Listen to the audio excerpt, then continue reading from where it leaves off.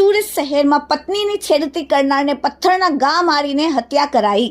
5 મહિનામાં સુરતમાં 50 લોકોની હત્યા। સુરત શહેરમાં દિન પ્રતિદિન કાયદો અને વ્યવસ્થાની પરિસ્થિતિ કથળી રહી છે અને ગુનેગારો બેફામ બન્યા છે। સુરત પોલીસની સઘન હાજરી અને સબ સલામતના મોટા દાવાઓ વચ્ચે શહેરમાં ગુનાખોરીનો ગ્રાફ સતત વધી રહ્યો છે।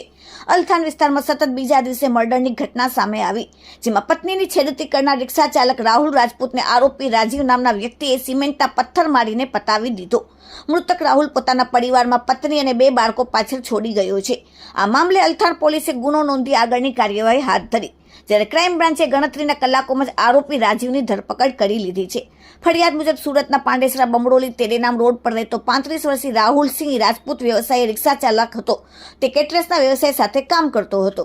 1.5 વર્ષ પહેલા આરોપી રાજીવ પત્ની પિંકી દેવ કામ પર જવા માટે રાહુલની રિક્ષામાં બેઠી, ત્યારથી રાહુલની દાનત બગડી। રાહુલ સતત પિંકી દેવીને છેડતી કરતો હતો અને પીછો કરીને પરેશાન કરતો હતો। પિંકી દેવીને જાનથી મારી નાખવાની ધમકી પર આપતો હતો। તારીખ 7 જૂન 2026ના રોજ સાંજે 6:30 વાગ્યાના અરસામાં પિંકી દેવીએ મગદલા પાસે આવેલ રાજન સિફુરિયામાંથી પોતાનું કામ પતાવીને બહાર નીકળી। એ સમયે રિક્ષા ચાલક રાહુલે ફરી તેનો રસ્તો રોક્યો। રાહુલે જાહેરમાં પિંકી દેવીને છેડતી કરી તેની સાથે આવવા માટે બળજબરી કરી।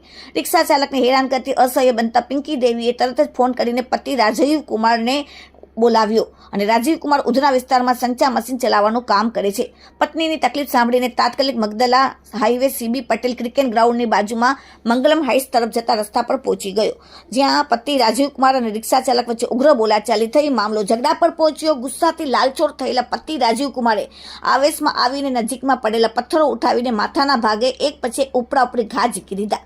માથામાં ગંભીર ઇજાઓ થવાને કારણે રાહુલ લોહી લુહાણ થઈ ગયો અને ઘટના સ્થળે તેનું કમકમાટી ભર્યું મોત થયું। જાહેરમાં હત્યાની ઘટના બનતા જ આસપાસના લોકો એકઠા થયા અને પોલીસને જાણ કરી। પોલીસે તાત્કાલિક આવીને સમગ્ર ઘટનાની તપાસ કરી અને પતિ રાજીવ કુમાર ઠાકુરને હાલ અટકાયત કરી લીધો છે।